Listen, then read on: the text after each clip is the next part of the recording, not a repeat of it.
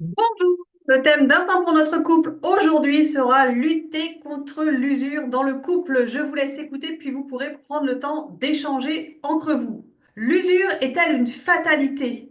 Libido qui baisse?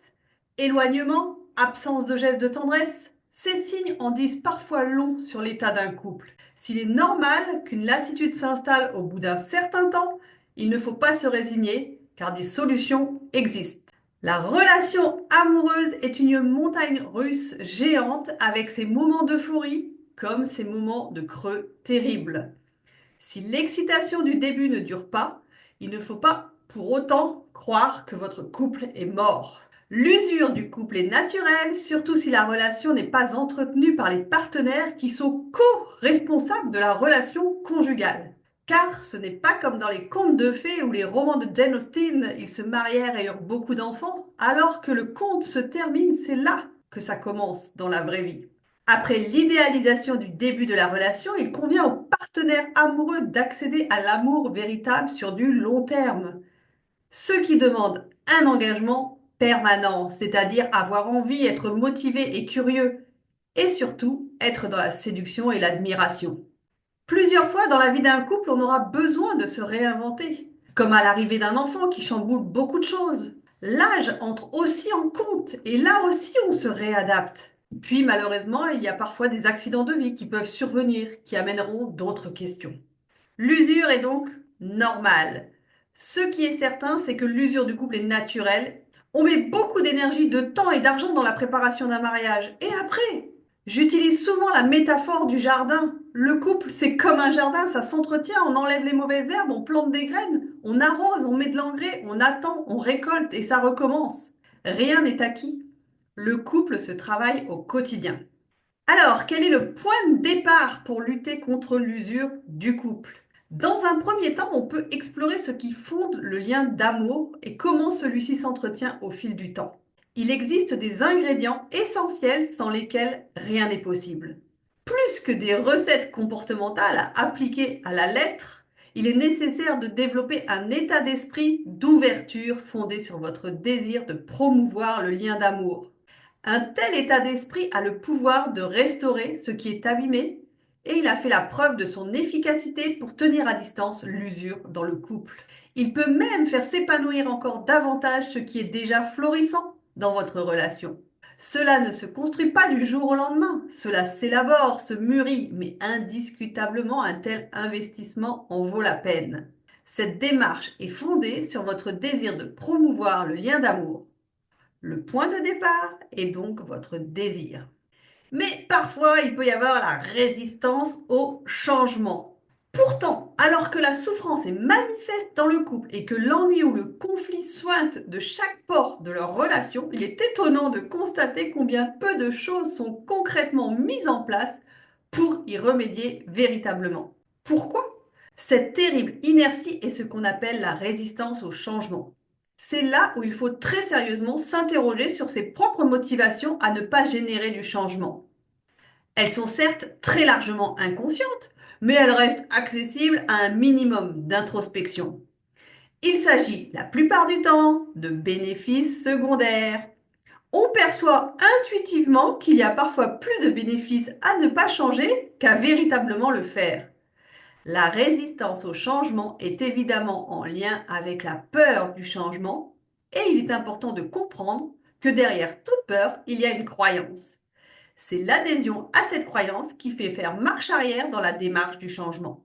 La plus fréquente croyance dans le couple est si je change, si il ou elle change, cela va modifier l'équilibre de notre couple et elle risque de me quitter.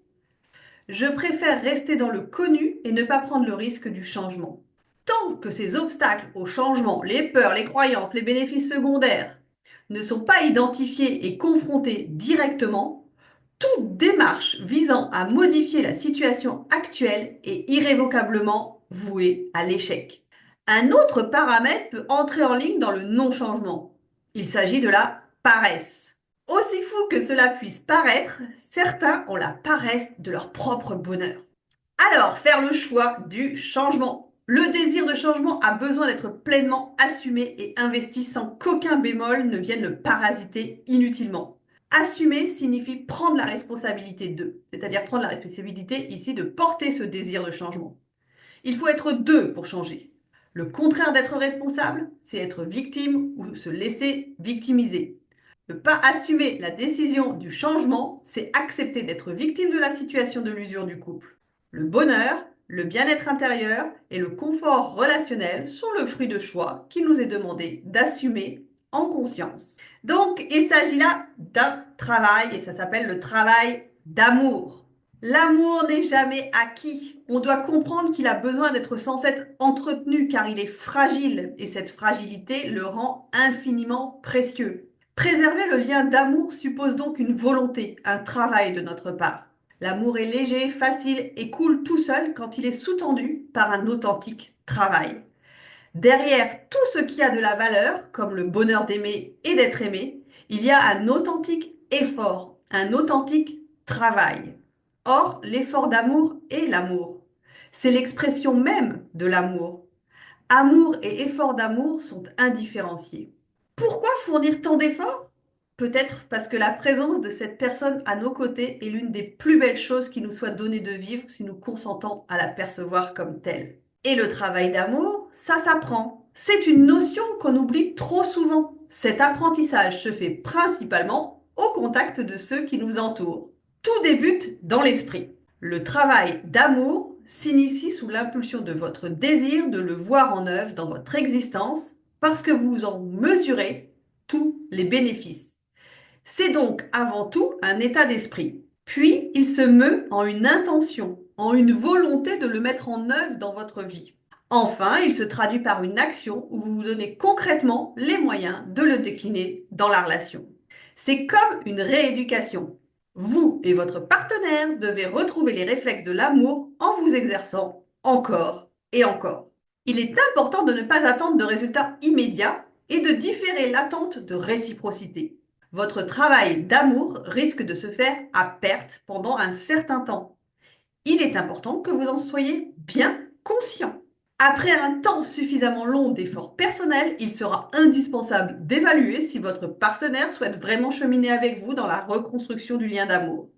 Vous ne pouvez pas être la seule à désirer le changement et à porter indéfiniment ce désir pendant des années. Les clés du succès. Votre travail d'amour doit s'appuyer sur les points forts qui existent ou existaient dans votre relation. Vous souvenir des moments moteurs de votre relation et chercher à les ajuster à votre réalité du présent peut revitaliser votre couple et réinjecter le sens de la relation que vous avez perdu en cours de route. Votre travail d'amour s'inscrit dans un axe de succès quand vous passez d'une approche centrée sur les problèmes à une approche centrée sur les solutions. La seconde approche met l'accent sur ce qui marche, sur ce qu'on sait être le mode de fonctionnement le plus harmonieux dans un couple. On tente alors d'introduire dans la relation ces nouvelles attitudes sans nécessairement chercher à résoudre ce qui pose problème. Réapprendre à donner. Le travail d'amour passe nécessairement par le réapprentissage de la générosité au sein de la relation. C'est la pierre d'achoppement de la restauration de votre relation. Commençons donc par identifier les langages de l'amour de notre partenaire pour éviter les incompréhensions et se retrouver dans une impasse. J'ai déjà réalisé 2 vidéos sur les 5 langages de l'amour de Gary Chapman. Je vous les recite actuellement là. Les cadeaux, les services rendus ou les actes concrets, les paroles valorisantes, les moments de qualité et les gestes tendres, donc du toucher physique jusqu'à la relation sexuelle. Essayez d'identifier vos propres langages de l'amour et vérifiez ceux de votre partenaire. Puis ayez la générosité d'apprendre le langage de l'amour de votre partenaire et de lui donner les clés des vôtres. Vous serez étonné des résultats. Il y a également le don de l'écoute. Redonnez à votre conjoint, votre conjointe, une réelle écoute. Celle qui fait que votre partenaire sait que vous êtes là à 100% quand il ou elle énonce ses peurs, ses questions, ses espoirs, ses joies, ses requêtes. Il faut juste préciser que donner son écoute prend une tonalité différente s'il s'agit d'un homme ou d'une femme. C'est ce que souligne John Gray dans Les hommes viennent de Mars, les femmes viennent de Vénus. Les femmes ont davantage besoin de s'exprimer que les hommes et elles peuvent parler d'un problème sans avoir nécessairement besoin qu'on leur donne une solution. C'est tout l'inverse pour les hommes, ils auraient peu besoin de parler, avec une tendance à vouloir aller directement au but afin de remédier au plus vite à la situation problématique. Offrir une réelle écoute à votre partenaire entre dans le cadre du travail d'amour, car il faut faire un effort pour entendre ce dont il ou elle parle, même si les besoins qu'il ou elle exprime derrière ces mots passent à travers le filtre déformant de coups de gueule ou de reproches. N'hésitez pas à utiliser la communication non violente qu'expose Marshall Rosenberg dans son livre Les mots sont des fenêtres. Je vous ferai une deuxième vidéo pour aller plus loin sur cette thématique. En attendant, vous pouvez lire le livre Ensemble Mestel du docteur Christophe Fauré. Voilà, pour ma partie, c'est fini. À vous d'échanger maintenant, de prendre le temps de commenter ce que vous avez entendu en donnant à tour de rôle votre point de vue et en écoutant, c'est ce qu'on vient de dire, celui de l'autre. Si vous avez des questions, n'hésitez pas à les poser sous la vidéo. J'essaierai d'y répondre soit dans les commentaires, soit par une autre vidéo. C'était un temps pour notre couple avec Sophie Caldier, thérapeute de couple, sexothérapeute, psychologue clinicienne. Je vous souhaite une belle journée et je vous dis à très bientôt pour de nouveaux sujets.